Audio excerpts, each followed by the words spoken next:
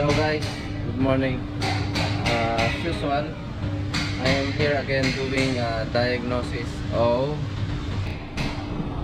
HRB 2020, and the customer concern is front abnormal noise when first start the engine, and check car cutting while driving at between 70 to 100 km per hour.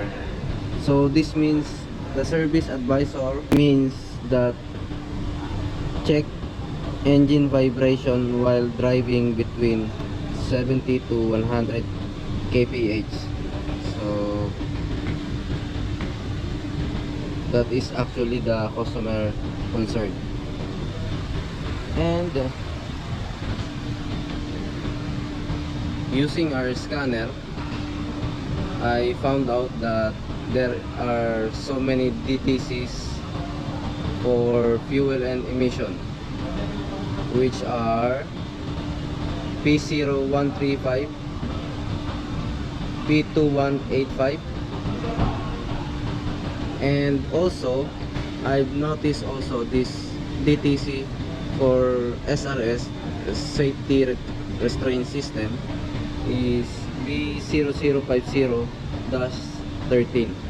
So when I saw this DTC, I checked if this car has accident damages, and I found out there are so many accident damages here.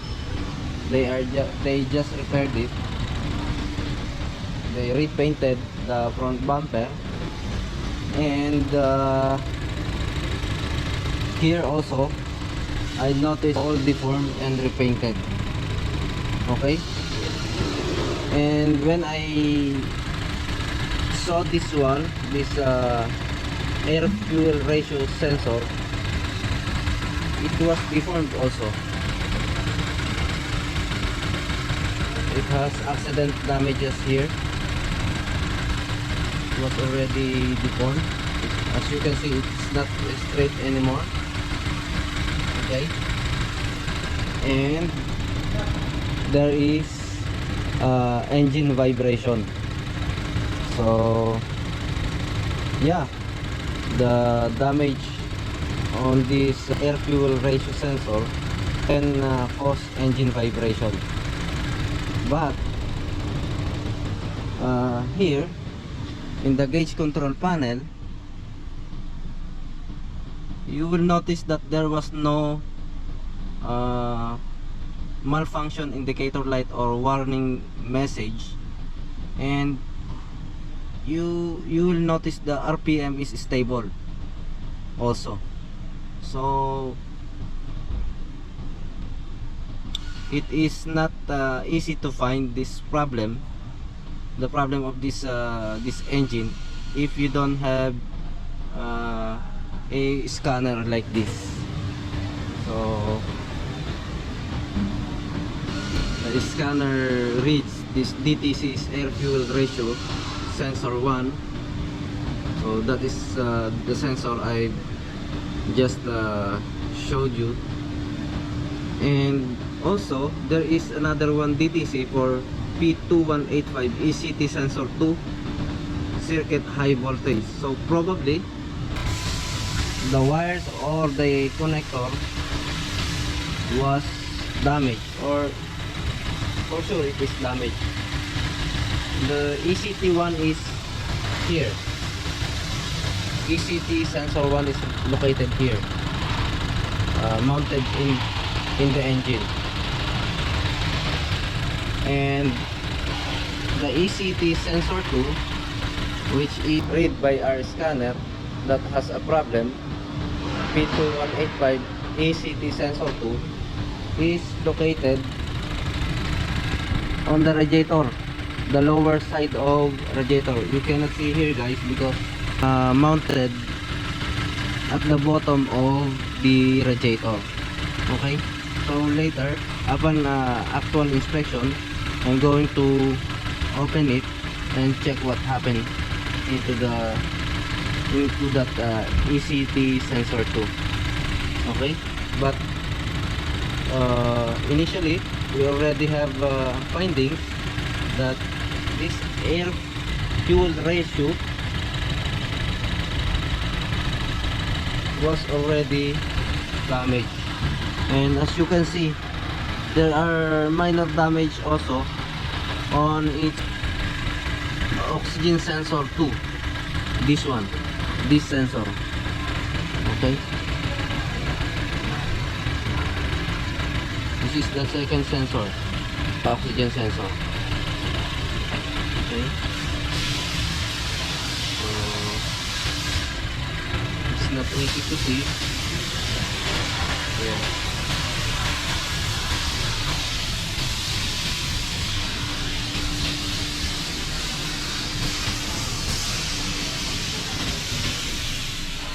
Okay guys, let's continue the troubleshooting of engine vibration, especially the ECT sensor 2. Okay?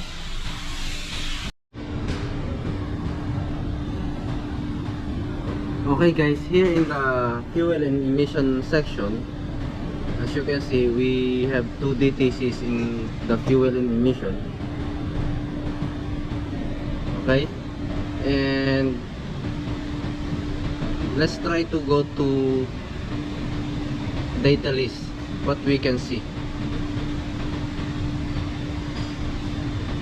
Okay, we are now into the data list. What I am going to check here is the air fuel ratio.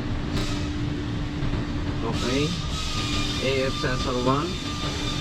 So there you are.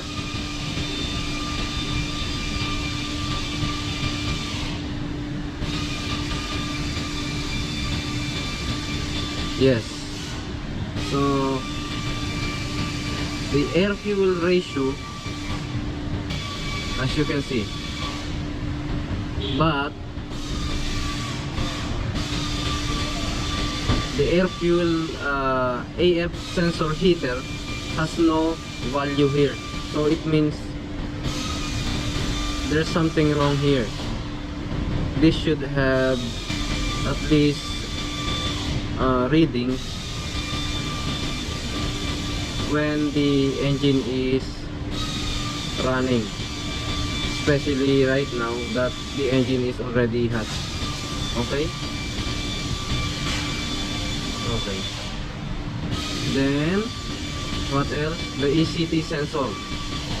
So ECT sensor can be found here. So what we are looking here is the ECT sensor 2. There you are. And the ECT sensor 2, as you can see, it's negative 40. The reading is negative 40 degrees Celsius.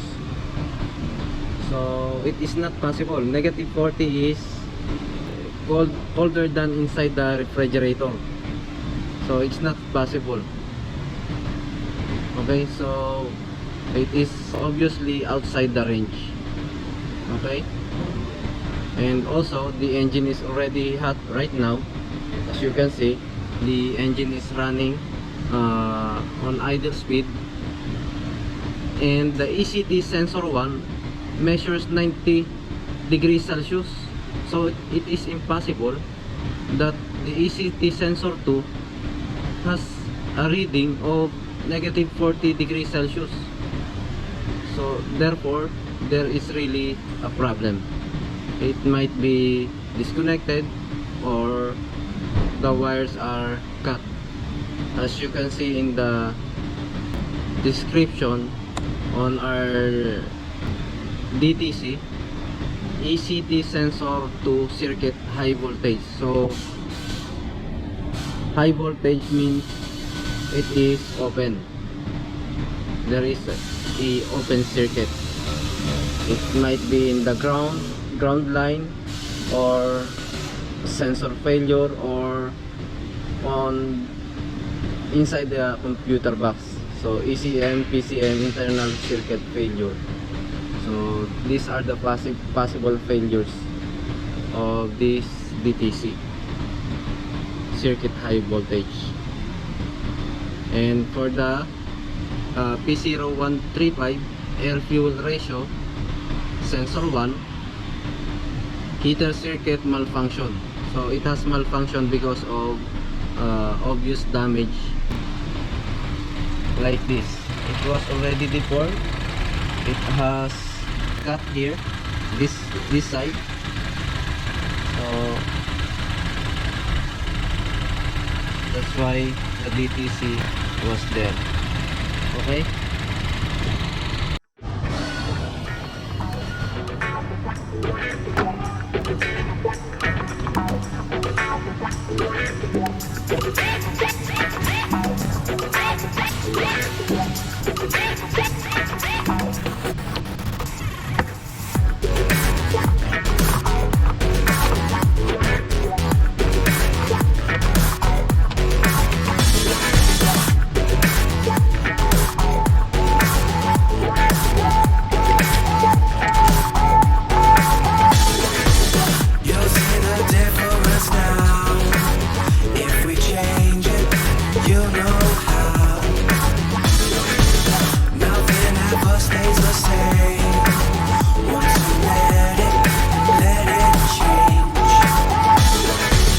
It's like a family tree, part of you and part of me. And if we should separate, go your own way, I won't wait.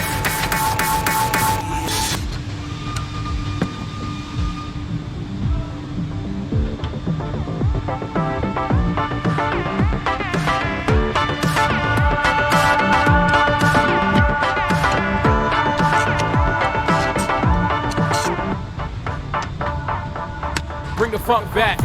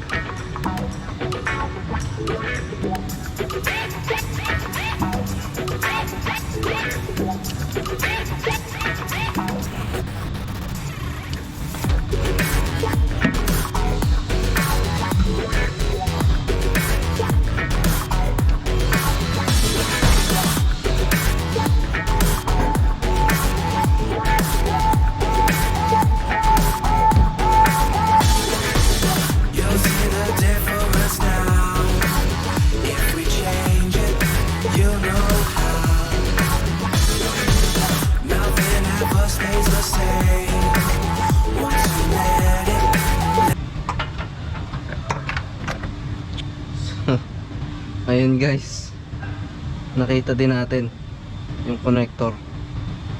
Eto, hindi nakakabit yung connector sa ECT sensor 2. ECT sensor 2 is located there, so it is totally not connected to the ECT sensor 2. It should be connected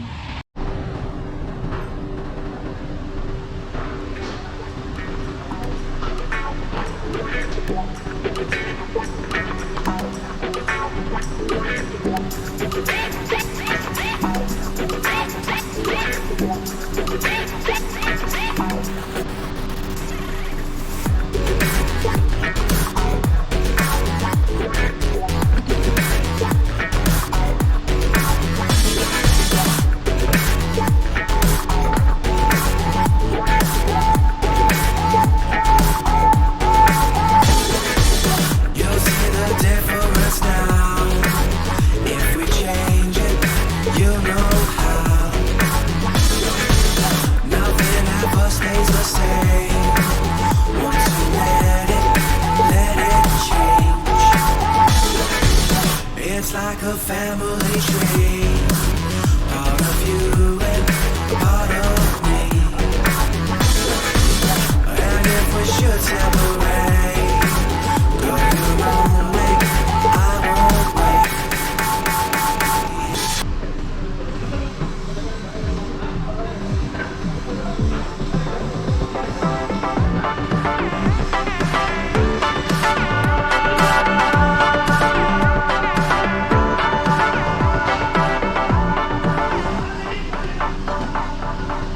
funk back.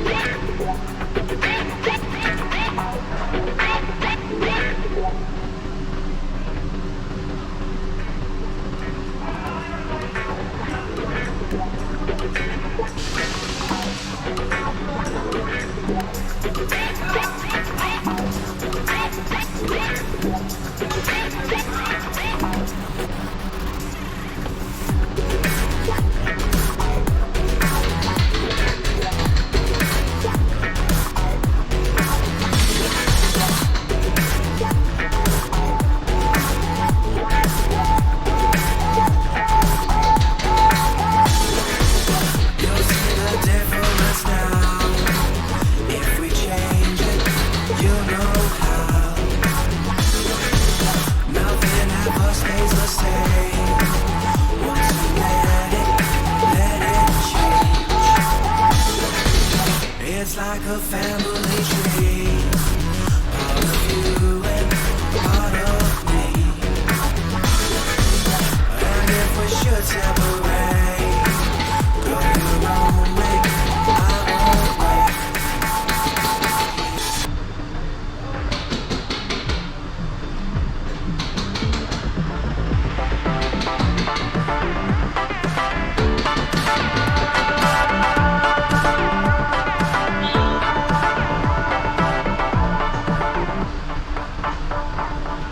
Bring the funk back.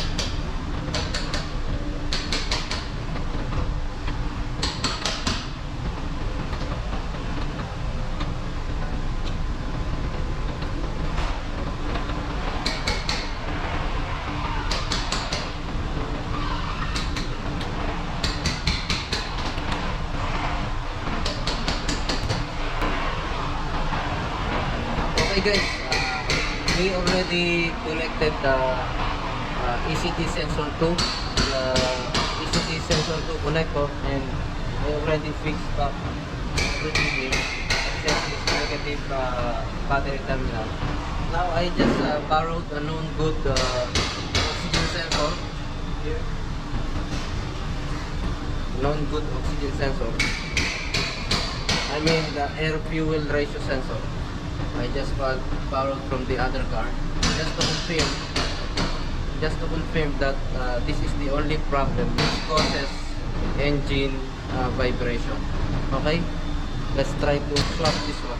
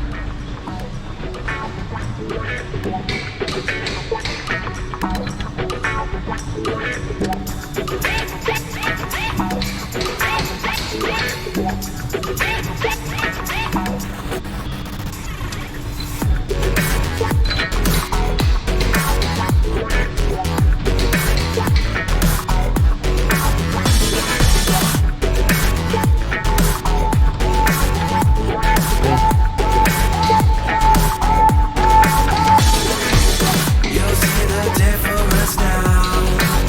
If we change it, you'll know how. Nothing ever stays the same. Once you let it change.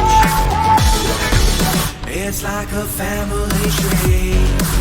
Part of you and part of me. Yes? Yeah. And if we should Just separate, give me the after that. go your own way. I won't wait.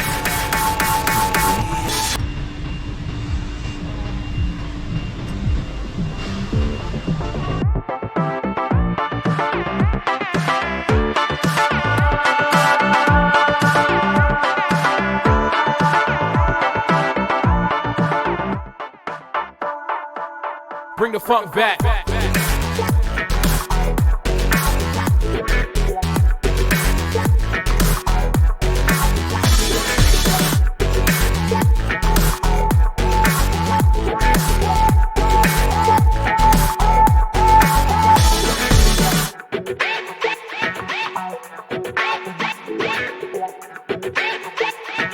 It's totally damaged. Okay. So let's fix the non-good air fuel ratio sensor.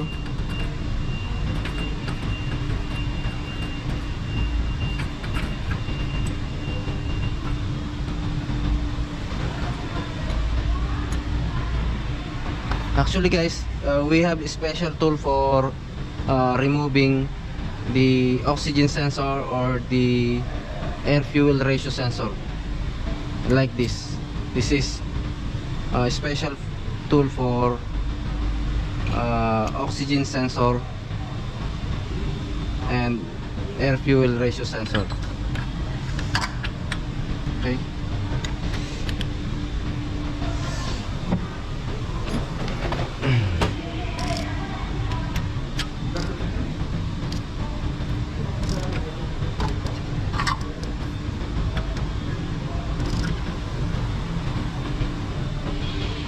Okay.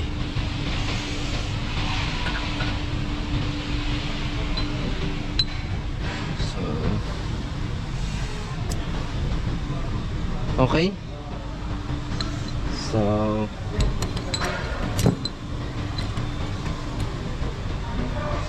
let's fix back this one also, the negative battery terminal.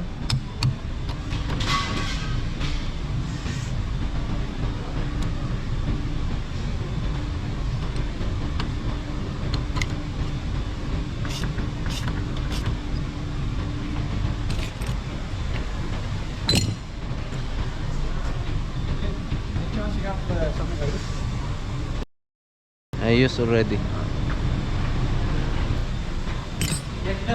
Hi.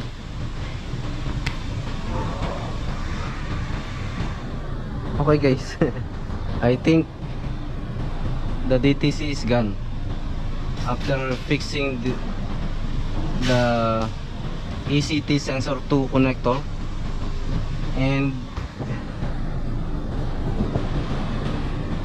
the air fuel ratio sensor. So it's automatically cleared after fixing the ECT sensor 2 connector and air fuel ratio sensor. So let's try to check again. Yeah, the DTC is gone. So what we are going to do now is check into the data list what are the changes after fixing these two connector and sensor. So here we are guys, there you are. The ECT sensor 2 has already the reading of 26 degrees Celsius. It was before negative 40 degrees Celsius. Okay, so that is the changes after fixing the connector of ECT sensor 2. And let's check the air fuel ratio sensor. The reading, it was the heater, air fuel ratio heater. So it's still 0, but the engine is not yet started. So let's start the engine now. Okay,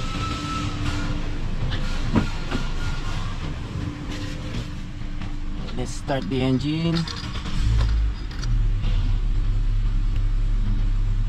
Okay,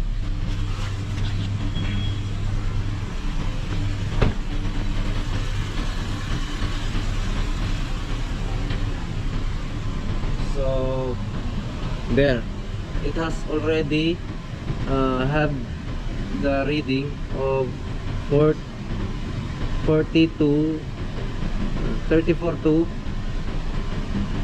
40 degrees, I mean 34 to 44%. So as you can see guys, it was 0 before. Now it has a reading of approximately 34 to 44%. That is the air fuel ratio sensor heater. Okay, so these are the changes after fixing these two sensors. And now, yes, this is the engine speed. And now again we have 26 degrees Celsius for ECT sensor 2, and for sure it will increase because the engine is now running and it will become hot. And what is the changes in actual engine performance? The engine vibration now is gone. It's totally gone. Now the engine is running smoothly.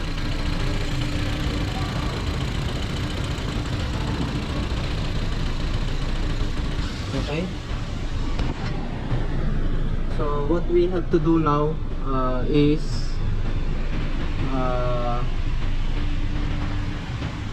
turn the ignition on.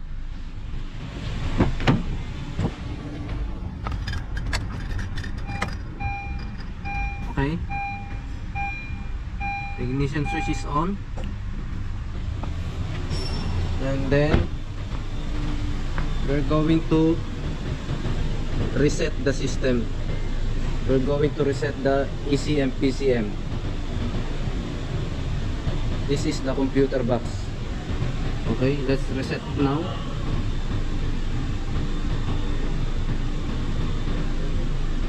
Yes, press enter to reset ECM PCM. Okay, enter.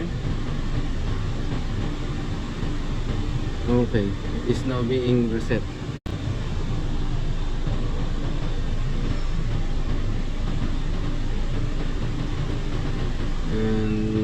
And then let's go to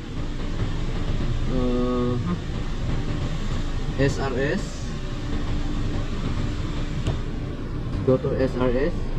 We also have one DTC there before, and let's try to clear that DTC. So this is the DTC. Let's clear the DTC. Yes, so DTC clear fail. So it means there is really a problem in the system because of accident damages. Okay, so this is frontal collision. We are unable to clear this DTC because of open or increased resistance in the driver's seat buckle switch. Okay, so now let's go to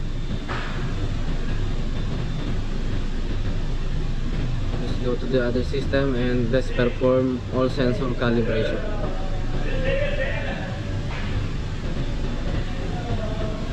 Okay, all sensors. Okay,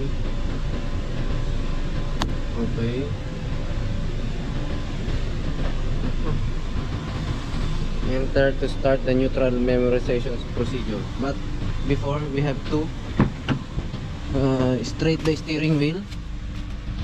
Okay, so straight the steering wheel.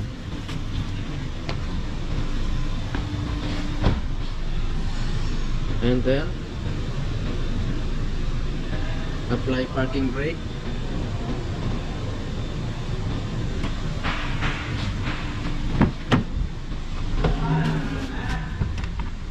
So let's apply parking brake. Okay, the parking brake is now on. Okay,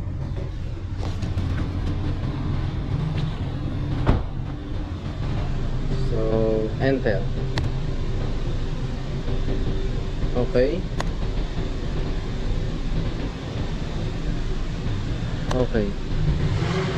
so this operation has been successful. Ignition switch off.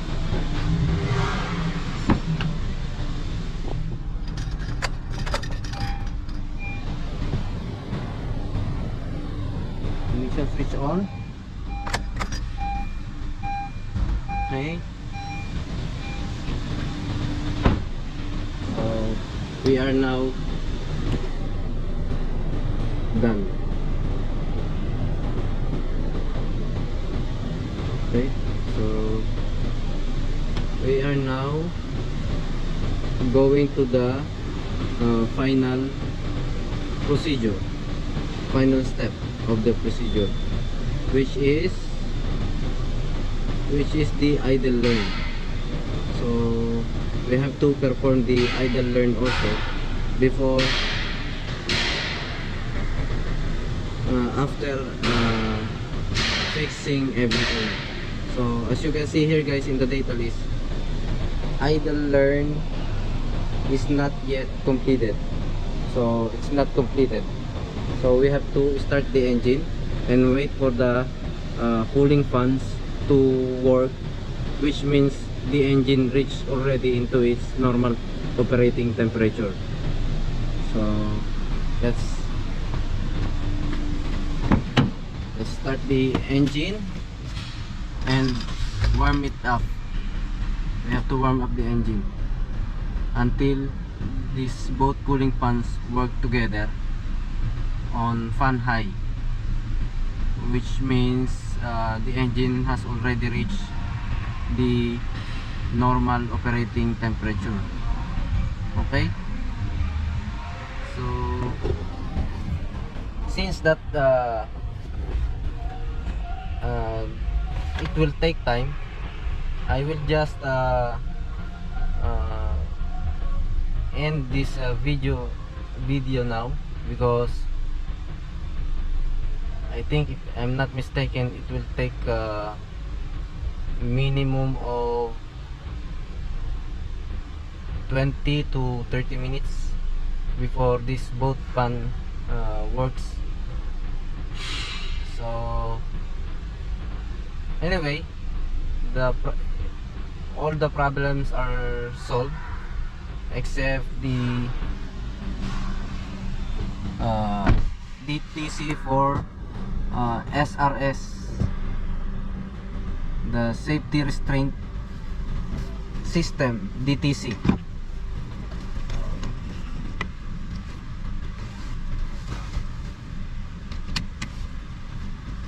Okay, but anyway, these are the only concern of the customer.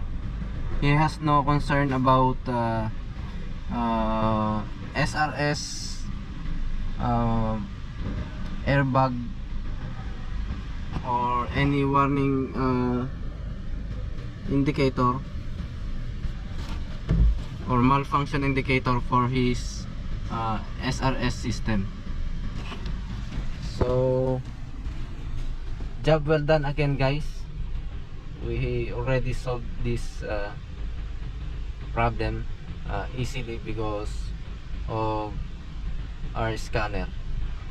Okay guys, thank you for watching. Till next time.